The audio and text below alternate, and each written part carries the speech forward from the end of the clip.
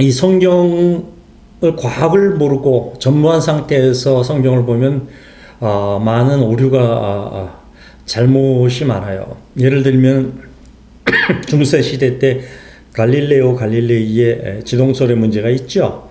그때 그 바티칸에서 뭐라 그랬어요? 갈릴레오가 천체를 관측하고 나서 지동설을 지구가 우리가 살고 있는 지구가 움직인다라고 그랬더니 죽인다고 그 종교 재판을 해가지고 갈릴레오가 목숨이 아까워가지고 본인이 부인을 하고 종교 재판에서 나오면서 뭐라 그랬어요?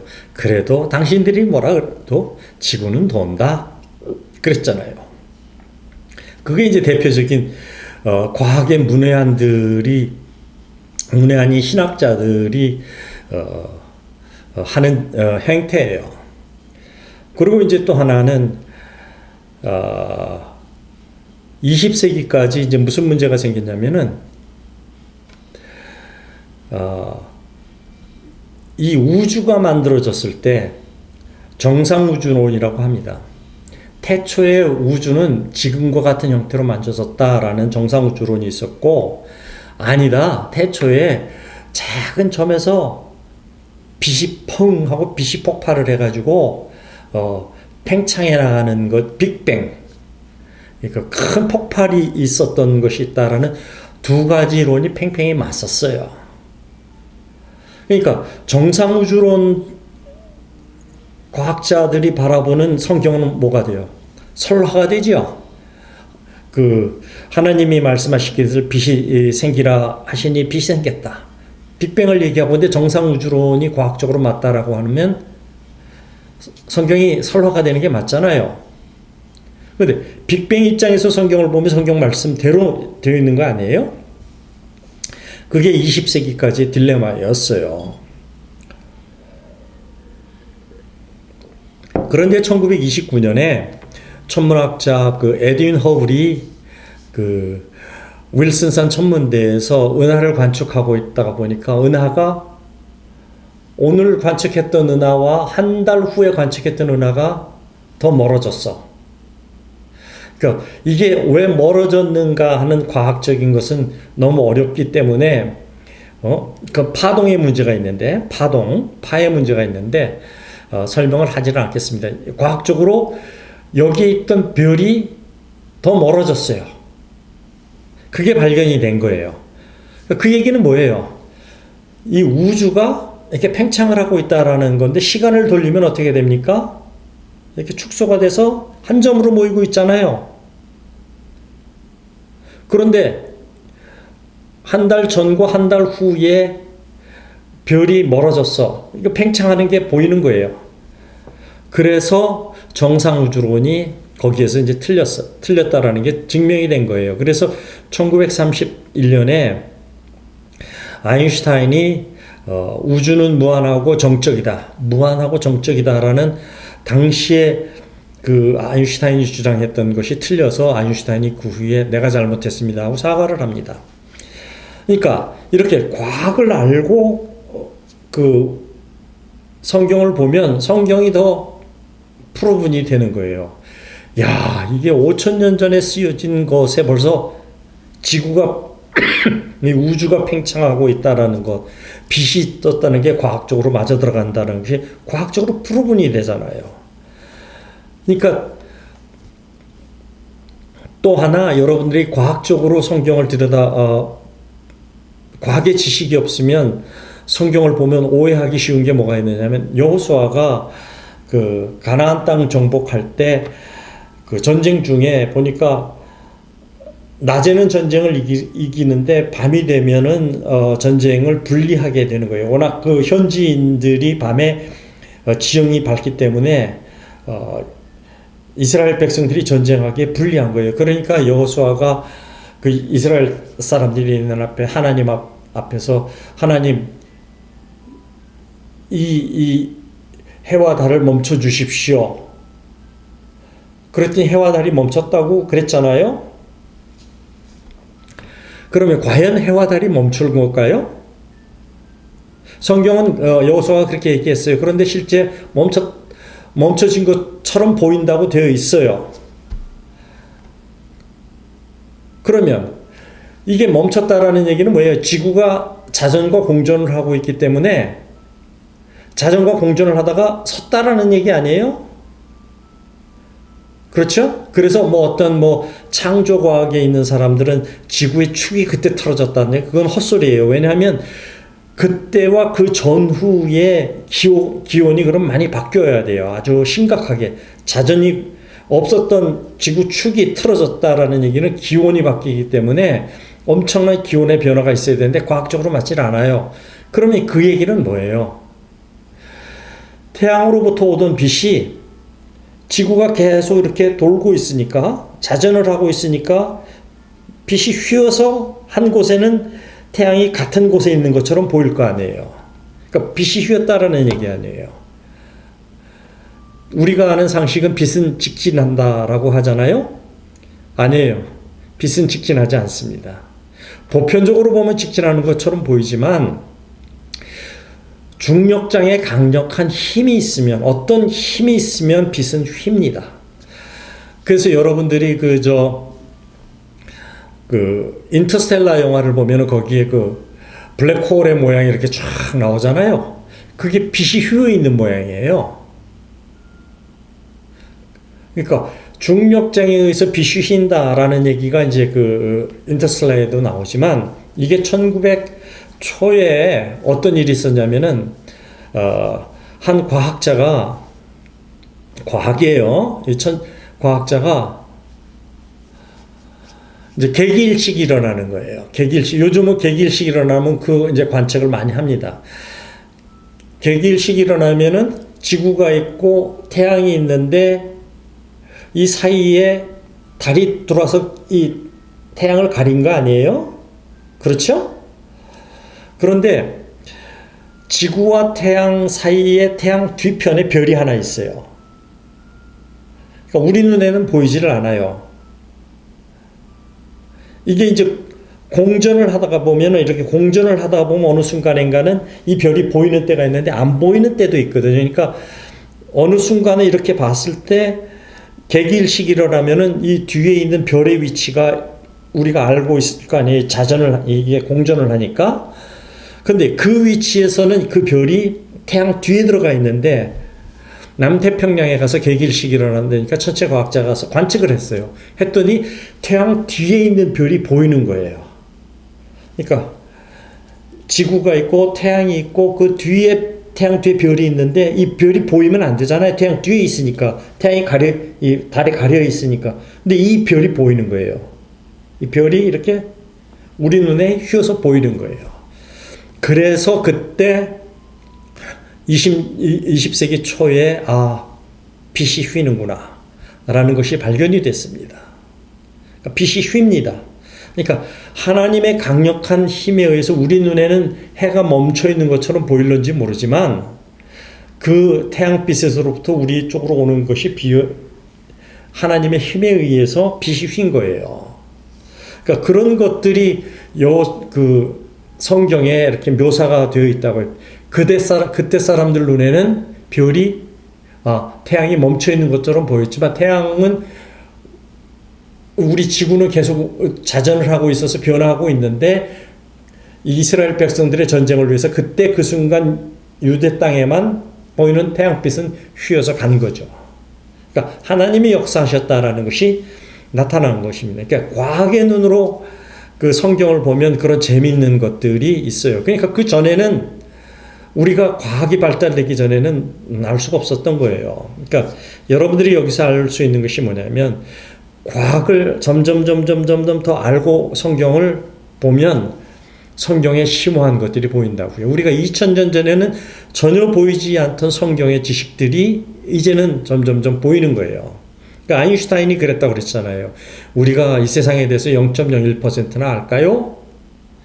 그러니까 전혀 모르던 상태에서 조금씩 아니까 성경이 더 잘 보이는 거예요. 그래서 성경을 이해하려면은 과학의 눈으로도 성경을 봐야, 성경 100%는 다 이해는 안 되는지 모르지만 중요한 것들은 보인다라는 거죠. 그러니까 역시 하나님은 전지전능하다라는 것이 과학의 힘으로 우리가 알 수 있는 겁니다. 우리가 알 수 없었던 것을 과학을 알면 과학을 공부하고 연구하고 보인다라는 거죠. 그래서 그렇게 성경이 그 과학과 밀접한 빅뱅이라든지 아까 여호수아의 사건들을 얘기하고 또 예수님이 물 위를 걸어가는 것들, 그런 것들이 과학의 힘으로 보면 다 보여요. 그게 증거가 되는 것이고요. 그 다음에 신학은 또 수학을 잘 알아야 돼요. 수학을 모르고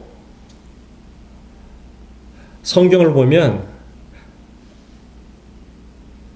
수박 겉핥기식이라든지 사이비로 빠지기가 쉬워요. 여러분들한테 이제 쉽게 설명을 드릴게요. 모세가 120년을 살았어요. 그렇죠? 근데 모세의 생애를 보면은 40년, 40년, 40년으로 세 번으로 나눠집니다. 그러니까 이집트의 왕자로 살았던 그 당시에 최첨단 학문을 공부한 40년의 세월이 있고, 미디안 광야에 가서 40년 살았던 것이 있고, 그 다음에 또 다른 40년은 이스라엘 백성을 이집트에서 출애굽을 시켜서 광야에서 그 가나안 땅으로 가는 과정에 40년이 있어요. 40년의 세월이 세 번 걸쳐 있습니다. 그 다음에 예수님께서 금식 기도를 40일 동안 하셨지요. 그러니까 40이라는 숫자가 성경에서 반복이 돼요. 그 우연일까요? 40이라는 숫자가 우연일까요? 아니에요. 그 40에는 깊은 뜻이 숨어 있어요. 그 다음에 이제 12지파가 있죠. 이스라엘 백성들이 12지파죠. 그 다음에 제자들이 12명이지요. 또 12라는 숫자가 나오지요. 그렇죠? 그 다음에 이제 예수님께서 십자가상에서 십자가에서 돌아가시면서 말씀하셨던 가상 7론이 있어요. 7개 숫자가 있지요. 그 다음에 창조하실 때에 하나님이 하셨던 말, it is good, 좋았더라 하는 7번의 말씀이 있죠. 6번은 좋았고 마지막 7번은 아주 좋았다, very good 이시라는 7번을 말씀하셨죠. 요한계시록 5장 6절에 7개의 영이 있죠. 7이라는 숫자를 제가 얘기하고 있어요. 성경상에서 나타난. 그 다음에 선한 사마리아 비유를 잘 뜯어보면 선한 사마리아 사람이 착한 일을 한 게 7가지가 나옵니다.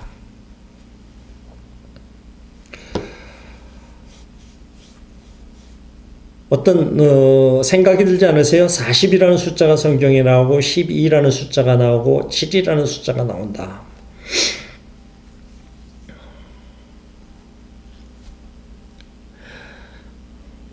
또 모세의 생애는 40이라는 숫자가 3번이 나온다. 우연일까요? 이런 숫자들이? 아닙니다. 자, 우선 40을 뜯어볼까요? 40을 분해해 보죠. 40은 4 곱하기 10이에요. 성경의 4는 동서남북 모든 방향을 가르칩니다. 4가 나오면 모든 방향을 다 가르친다라는 얘기예요. 동서남북. 그래서 뭐 앞으로 나타날 예루살렘 성전에 보면은 문이 12개가 있다고 그래요. 사면에 문이 3개씩 있어서 12개가 있다고 그래요. 그게 이제 12가 여기서 나와요. 아무튼 4는 동서남북을 얘기해. 모든 방향을 전 방향을 다 얘기를 합니다. 10은 거리를 얘기해요. 여기서부터 땅 끝까지를 얘기하는 게 10이에요.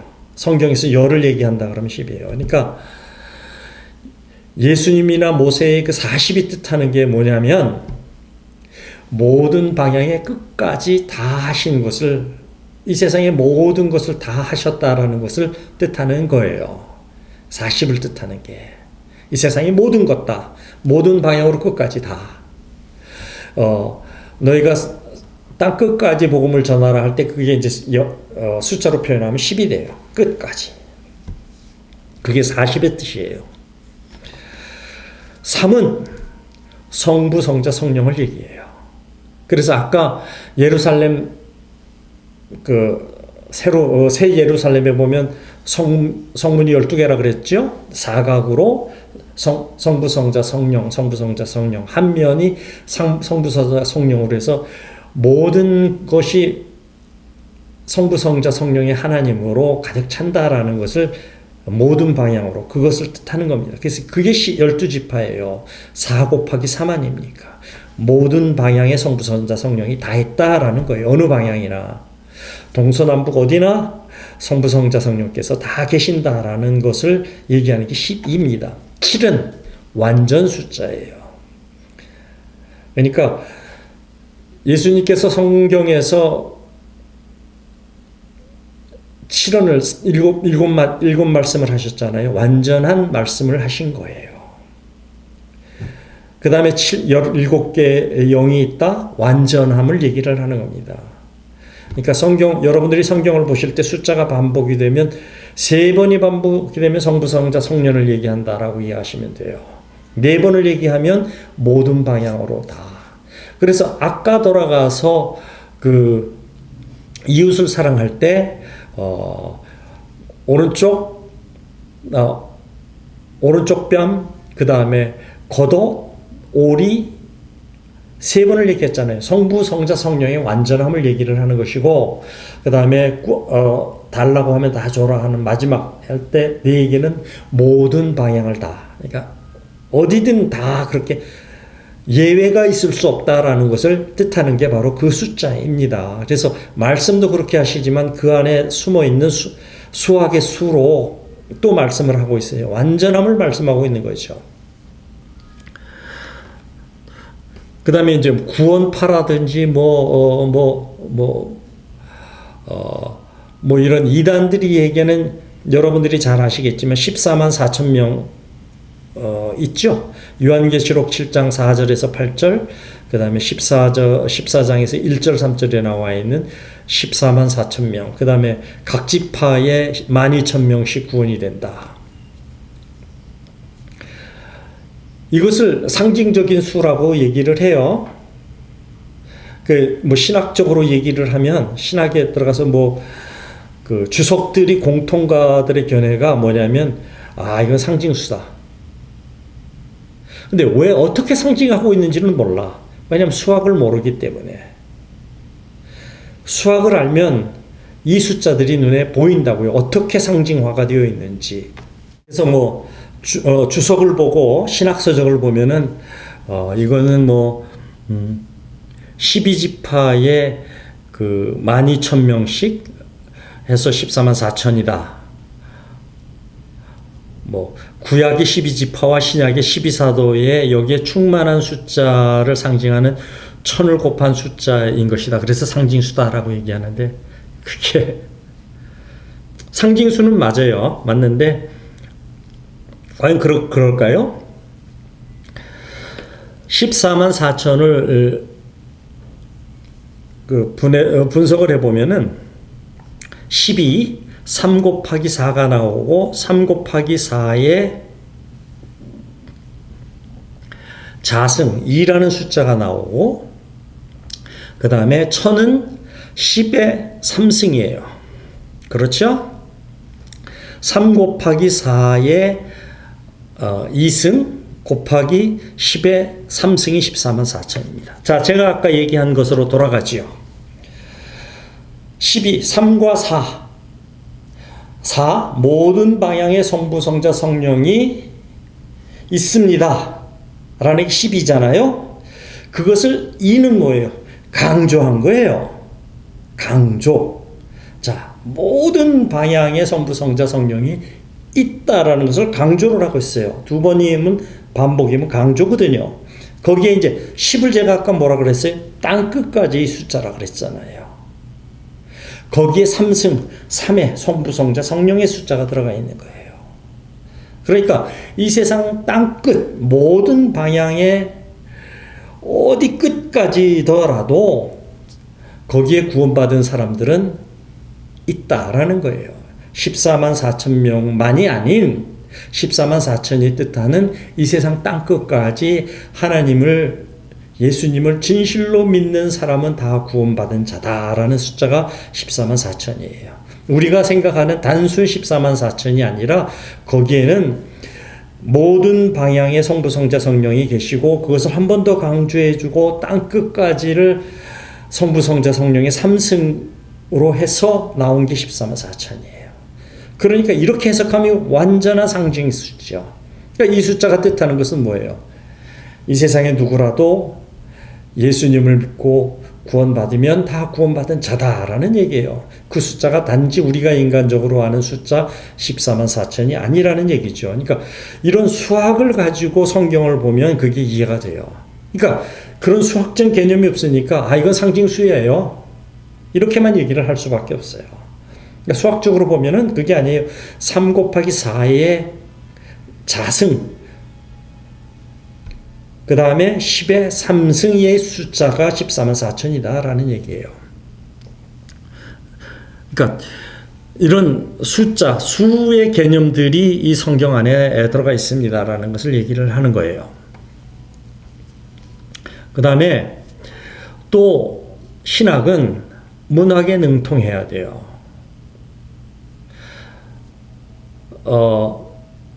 직설법이 있고 비유법이 있잖아요. 메타포라는 거. 성경에 그런 비유로 설명한 것들이 많아요. 그건 여러분들이 다 알아요. 그렇죠? 그런데 성경이 그런 직설과 비유만으로 쓰여 있을까요? 은유만으로 쓰여 있을까요? 아니에요. 여러분들이 문학에 보면, 한국 문학에는 없는 것 같던데 카이아즘이라는 문학이 있어요. 교차대구법이라고 합니다. 그러니까 아까 제가 얘기한 예수님의 가상 7원, 그 7말씀이 처음에는 하나님 용서해 주세요, 저들이 모르고 하는 얘기입니다. 그 다음에 두 번째로 요한한테 얘기해서 보라 내 어머니다, 가족을 얘기하고, 세 번째 말씀이 우측 강도에게 네가 오늘 나와 함께 낙원에 있으리라 하는 세 번째, 많은 사람을 얘기했다가 가족을 얘기했다가 스페시픽한 사람을 얘기했다가 마지막 네 번째로 얘기한 게 뭐예요? 하나님, 하나님, 나의 하나님, 나의 하나님, 어찌하여 나를 버리셨습니까? 그러면서 이제 또 빠져나와요. 이렇게 들어가서 이렇게 나오는 마지막에 이제 하신 말씀이 뭐래요? 다 이루었다. 세상의 모든 것을 다 이루었다. 아까 저들이 하는 것을 모르고 합니다. 용서하여 주세요. 끝에 다 이루었다. 그 전에 또 뭐라 그러셨어요? 내가 목마르다. 그쵸? 개인적인 것.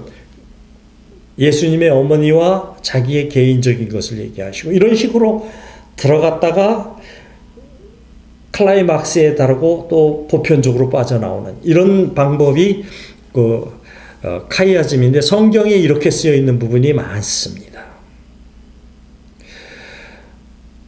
많은 사람들이 이제 다니엘서가 어렵다고 얘기를 해요. 다니엘서가 시차적으로 이렇게 시차적으로 쭉 적혀 있는 게 아니고 시차적으로 이렇게 앞에 있던 게 뒤에 나타나고 막 이렇게 적혀 있거든요. 그 시간대로 보면 이게 왜 그러냐면은 카이아즘 쪽으로 썼기 때문에 그래요.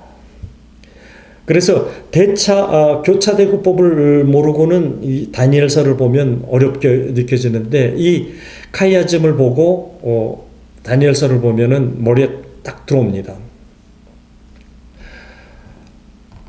그 다음에 이제 제가 여러분들한테 카이아즘의 구체적인 다니엘서가 이렇게 됐다라는 것은 설명하면 상당히 그건 고차원적인 신학 문제이기 때문에 말씀을 드리진 않겠지만, 한국에서는, 한국 신학에서는 이런 거를 못 다룬다는 걸 모르기 때문에, 이 문학의 문제를, 성경의 문학의 이런 것, 카이아즘 쪽으로 쓰여 있다는 걸 모르기 때문에 못 가르치는 거예요. 그래서 한국 신학이 수준이 떨어진다라는 거예요. 그 다음에 아크로스틱이라는 문학에 아크로스틱이라는 게 이 성경에 또 문학적으로 쓰여 있어요. 이게 이제 한국말로 번역을 하면 글자 수수께끼인데,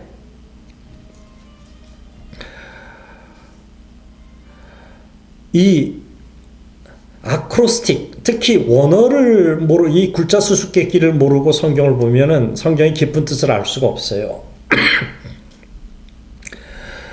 그 이제 대표적인 게 보면은 그 제일 성경의 그 구절이 긴 그 성경이 무엇일까요? 그러니까 어느 성경의 어느 장이 가장 길까요? 그게 시편 119편이거든요. 119편은 그 절수가 176절로 되어 있어요.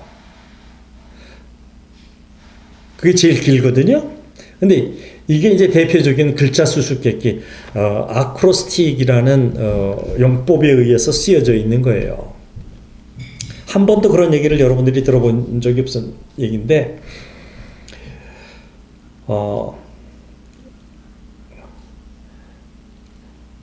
예를 들어서 이제 이런 거예요. 시편 119편 1절부터 8절까지는 알레프라는 히브리어 이렇게 쓰는데, 전부 이제 이 발음이 아거든요. 영어의 알파벳 A, 아 발음인데 1절부터 8절이 전부 아로 시작하는, 이 알레프로 시작하는 단어로 시작돼 있어요. 그래서 1절부터 8절까지는 뭐 기승전결이 다 있어요. 그 안에. 그러니까 한국말로 얘기하면 기억인데, 기억으로 시작하는 단어가 1절부터 8절까지가 다 쓰여 있다라는 거예요. 그 다음에 이제 9절부터 18까지는 이제 베츠라는 이렇게 쓰는 히브리어가 있는, 이 베츠로 시작을 해서 끝나요. 8절이. 그 8절 안에 기승전결이 다 숨어 있어요. 그 다음에 이제 진멜이라는 단어가 세 번째인데, 진멜. 기억, 니은, 디귿으로 이제 시작을 해요. 그러니까 기억으로 시작하는 게 8개, 니은으로 시작하는 게, 그러니까 예를 들어서 가 하면 가로 시작하는, 가로 8개, 나 하면 나로 시작하는 게 8개. 8절. 그러니까 다로 시작하는 게 8절. 이런 식으로 쭉 쓰여 있는데 그 안에 기승전결이 다 있어요.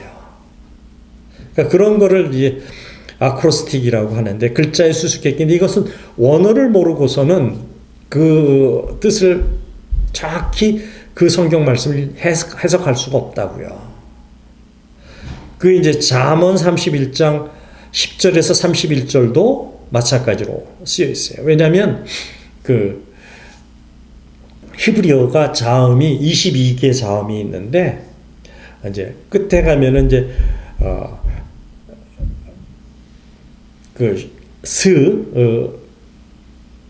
라는 단어가 있고 she라는 단어가 있는데, 그러니까 영어로 하면 s가 있고 sh라는 단어가 있는데, 그래서 이제 그 22절에 그 자음이 있습니다라는 얘기인데, 마찬가지로 잠언 31장 10절부터 31절까지 22절이잖아요. 거기도 그렇게 기억, 니은, 디귿 순으로 쭉 쓰여 있어요. 그러니까 그런 걸 이제 아크로스틱이라고 하는데, 그런 글자 수수께끼로 쓰여 있는 성경들이 많이 있다고요. 그러니까 그런 것을 모르고 성경을 이해를 하려고 하면은 모르죠. 근데 이게 알레프로 시작하는데 8개가 있네. 진멜이 있는데 그 안에 기승전결이 다 있네. 그렇죠? 그런 어떤 아까 얘기한 문학적으로 카이즘이나 아크로스틱이 성경이 쓰여 있구나라는 얘기를 보면, 문학을 무지장 잘 알아야 됩니다. 그러니까 문학에 대한 조예가 깊어야 성경을 제대로 이해할 수가 있어요. 그 다음에 이제 문학적으로 보면은, 에스더서를 보면은 에스더서의 특징이 몇 가지가 있는데, 문학적인 특징만 말씀을 드리면, 에스더서에는 첫째, 하나님이 등장하지 않습니다. 하나님이 역사하시는 것은 나오지만 직접 하나님이 나오셔서 말씀하지는 않는 특징이 있고, 두 번째로 에스더서가 구약 39권 가운데 원어로는 36권이죠. 36권 가운데 에스더서가 가장 문체가 아름답게 쓰여 있습니다. 그게 현재 에스더서가 쓰여졌다면 그거는 노벨 문학상을 받을 정도로 문체가 무진장 아름답게 쓰여 있습니다. 그 다음에 이제 요나를 보면 요나서에 요나가 뱃속에서 기도하는 것을 보면은 예수님께서 가르쳐 주신 주님을 주기도문은 예수님께서 가르쳐 주신 거지만 인간이 하는 기도 중에서 가장 아름다운 기도는 바로 요나가 뱃속에서 하나님께 드리는 기도입니다. 그게 참 아름다운 요나의 기도문입니다. 그게 이제 그 원어를 들여다보시거나 또는 요나의 기도서 같은 경우는 영어 성경을 보면 참 아름답게 쓰여 있습니다. 아무튼 이렇게 성경은 신학은 모든 학문을 통해서 다 들여다봐야 이해를 할 수 있는 게 신학인데 신학자들이나 목사들이 그렇지 않죠.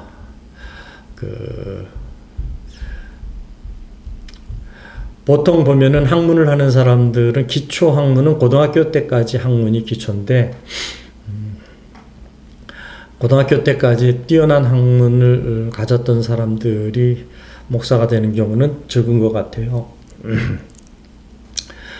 그 다음에 이제 목사들이 영어에 능통해야 한다고 제가 얘기를 했잖아요. 그 이유가 모든 신학자료는 현대에 나와 있는 신학자는 영어로 작성이 되어 있어요.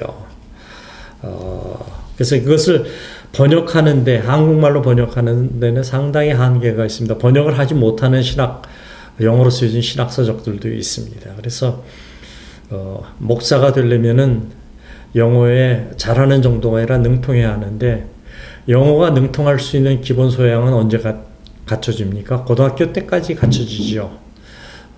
그렇죠?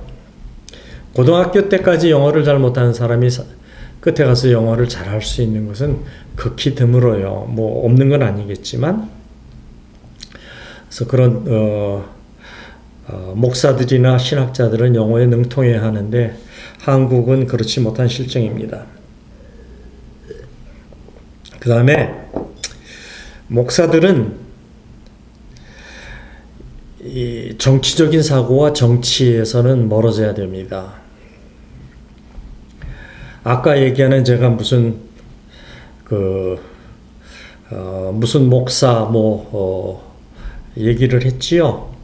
그런 일을 하면 절대 안 돼요. 그 일을 함으로써 그 일 때문에 교회를 멀리하게 되고 그 다음에 기독교를 혐오하는 사람들이 생긴다면 그 사람은 벌을 받을 것입니다.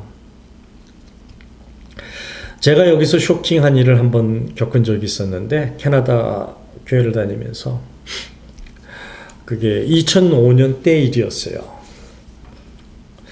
제가 이제 그땐 캐나다 교회를 다니는 때였는데 제가 그때 캘거리 살았는데 캘거리에서 제일 큰 교회가 그 퍼스트 얼라이언스 처치였는데 그때 그 퍼스트 얼라이언스 처치에 누가 그 교회를 다녔냐면 스티브 하퍼라는 사람이 그 교회를 다녔어요. 근데 그 사람이 수상으로 당선이 됐습니다. 그러니까 수상 당선자가 돼서 이제 주일날 교회에 왔는데 이제 그 사람이 탄 차를 이렇게 오는데 경호 차량이 쭉 앞뒤를 하고 쭉 들어왔어요. 그래서 그 사람이 교회 예배에 참석을 했는데, 한국에 보면은 뭐 대통령 당선자가 교회를 가면 어떻다는 거 여러분들이 다 보셨죠? 그 다음에 국회의원 선거 때 국회의원이 가면은 어떻게 하는지 보셨죠? 제가 여기서 쇼크를 받은 건 뭐냐면, 그 스티브 하퍼 수상 당선자가 교회에 왔는데, 그 교회를 다니던 가끔씩 오던 사람인데 이제 왔어요. 왔는데 이제 곧 이제 수상으로 정식 수상이 돼서 이제 그 오타로 갈 사람인데 왔는데 2주 연속 교회를 나왔어요. 그 교회 목사님이 소개조차 하지 않더라고요. 첫날 첫 번째 그는 그런 얘기는 하더라고요. 그 목사님이 광고 시간에 이 자리에 스티브 하퍼 수상 당선자께서 와 계십니다. 뭐 어디 앉아 있는지는 모르겠는데 와 있습니다라고만 얘기를 했어요. 그 주 다음 주에 또 스티브 하퍼 수상이 왔는데 당선자가 자기 애를 데리고 이제 왔어요. 아무도 뭐 그 사람에 대해서 목사님이 광고 시간에 소개를 하거나 그러지 않더라고요. 그냥 일반 평민과 같이 그렇게 교회 와서 예배 참석하고 그러고 가더라고요. 그렇게 교회가 정치적 색채를 안 가져요. 수상이 와도 뭐 눈 하나 깜짝 안 하고 일반 사람들도 뭐 그렇고, 교회가 그런 정치적인 색채를 전혀 갖지 않는다는 것, 그것이 올바른 교회일 겁니다. 근데 한국에 뭐 천주교라든지 불교라든지 교회라든지 대통령이나 대통령 당선자가 가게 되면 어떻게 됩니까? 그러면 안 되는 거거든요. 그러니까 교회는 정치적인 색채나 정치적인 어떤 페이버를 주거나 그러면 안 됩니다. 그 다음에 교회는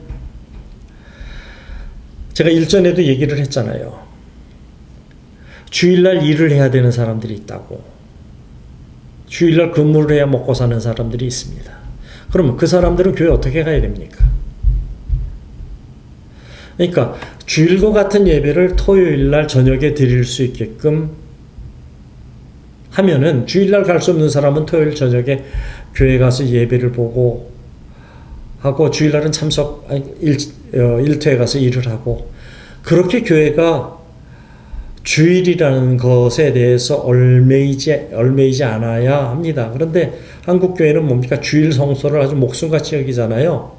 현대 사회는 그렇게 지금 흘러가고 있지 않거든요. 그러니까 목사들 머리가, 신학자들의 머리가 깨어야 되는 거예요. 현대 사회에 맞지 않는다라는 거죠. 그 다음에 마지막으로 목사들의 복장, 그 다음에 뭐 가운과 절기에 맞는 것들. 여기 이 캐나다나 북미 교회 목사들은 청바지 입고 설교를 하세요. 편한 복장 입고 넥타이 이런 거 절대 안 내요. 양복도 안 입어요. 그렇게 깨어 있어야 되는 거예요. 왜 그 사람들이, 목사는 아까 얘기한 뭐 그 교회 헌법에처럼 그렇게 뭐 헌법 24조에 나와 있는 목사의 그런 것처럼 해야 됩니까? 제가 왜 그걸 잘못됐다고 얘기를 할까요? 그게 제 생각일까요? 아니에요. 여기에 목사님들이 그렇게 설교를 하세요. 목사와 일반 평신도는 다를 바가 없다. 같다. 설교 말씀에서 그렇게 하세요. 설교에 당산 올라와서 당신과 나는 차이가 없다. 나는 성경 해석하는 것을 공부했을 뿐 당신은 당신 전공이 있다. 그래서 나는 설교를 준비하면서 은혜를 받고 내가 그 은혜 받은 것을 설교 시간에 그 은혜를 당신들한테 나누는 것이다. 당신과 나는 차이가 있지를 않다. 라고 설교 시간에 당당하게 얘기를 하세요.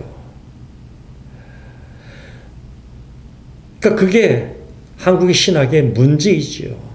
언젠가는 그 데이브 목사님 이런 설교를 하신 게 기억이 나요. 목사님은 뭐라 그러시냐면